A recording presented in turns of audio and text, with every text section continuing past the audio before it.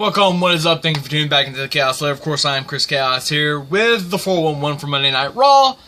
Happy MLK Day to everybody that celebrated. If you were out of school or off work, congratulations. Some of us don't have that luxury, so there you go. Raw, was that not just a weird ending? Like, that was really weird. Like, I just thought they panned on the club way too long. I thought maybe, is there going to be a turn already? Because I'm always thinking that. And I was like, man, oh God, let's not have that happen. The curb stomp, the return, that was pretty badass, actually. Balor and Rollins, completely stole the show. Alexander and Tony Nese had a really good match as well, and my phone's going off again.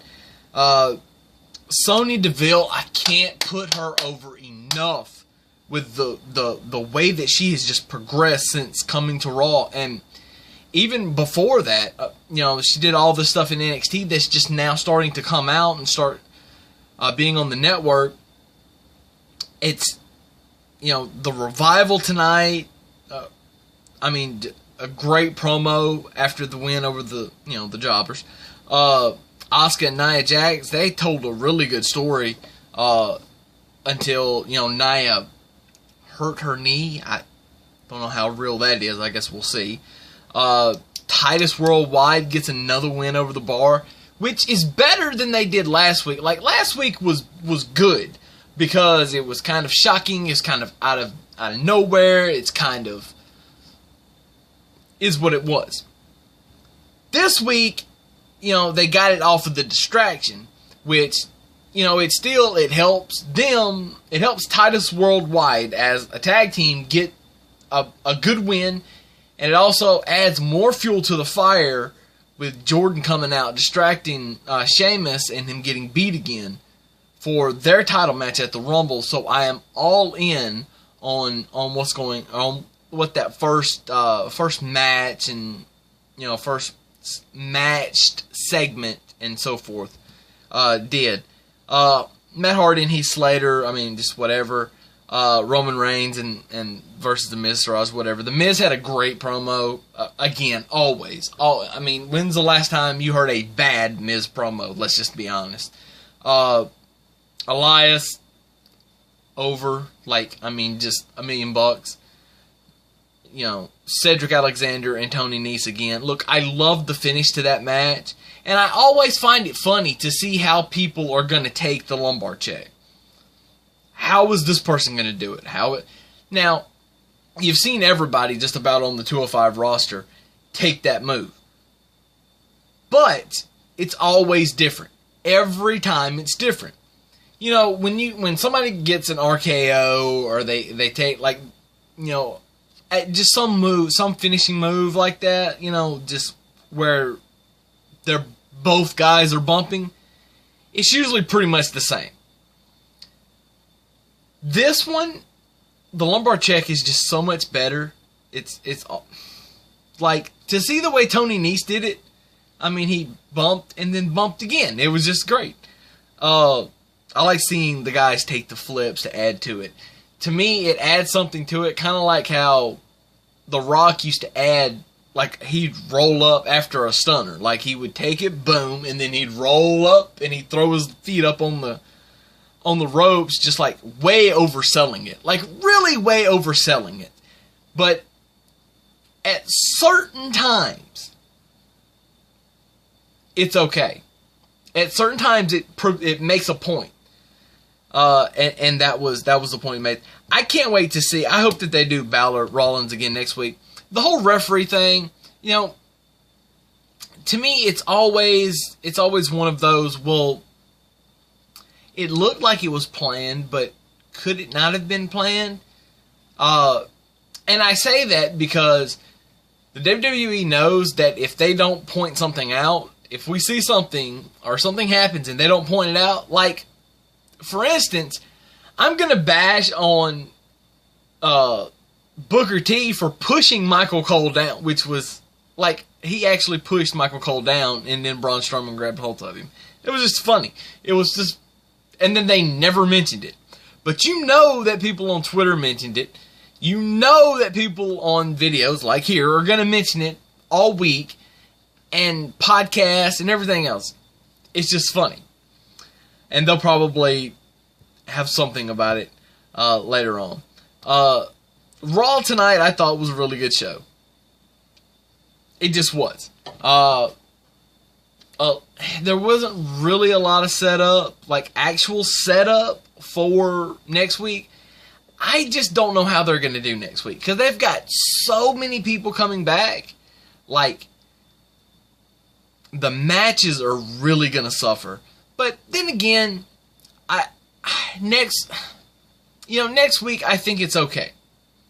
For one time, I think it's okay to not have just a plethora of matches or match time or whatever. Like, the Intercontinental title match needs to be, given good time, at least 30 minutes. Well, at least 20 minutes anyway. Because TV time, that's a lot of time. It needs to be at least a two full segment match. That means, maybe The Miz comes out and they go to commercial, and then they come back from commercial. Roman Reigns comes out. They do the championship intro, which needs to happen, I think, even though I don't think the title's going to change, and then go into the match, go into a commercial, come back, finish the match, and then end the show, because I think it needs to end the show.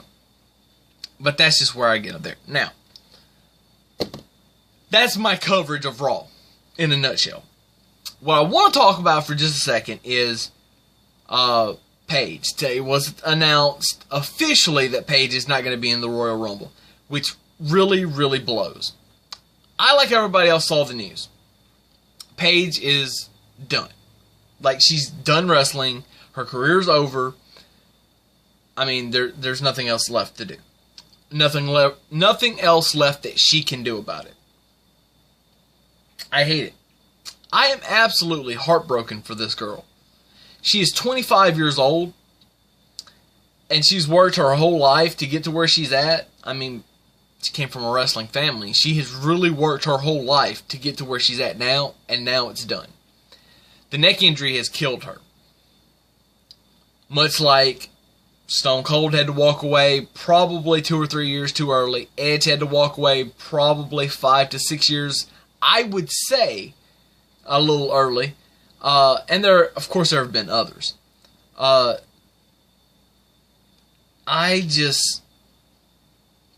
It's completely heartbreaking to me to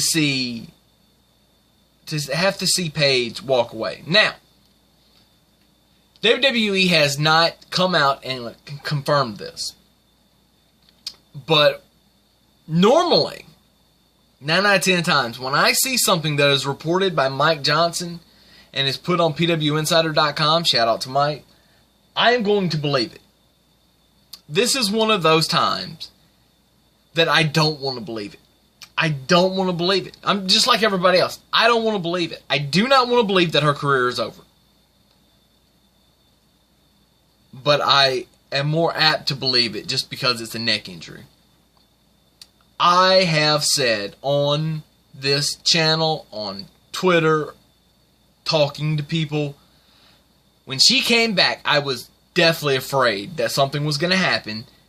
But I was thinking it was going to be, 2 or 3 years down the road, if she could make it that long. I was thinking, maybe she gets 2 years, and then she has to hang it up. I did not think that she would have to hang it up after 2 months. Has it even been 2 months since she come back? Time will tell. Apparently they told her last week in Memphis that she's done. WWE doctors, whatever. We'll see. Reminds you of Daniel Bryan. Of course, word came out today that Daniel Bryan officially declined a contract renewal, so we'll see where he ends up. Probably Ring of Honor. It's just very heartbreaking.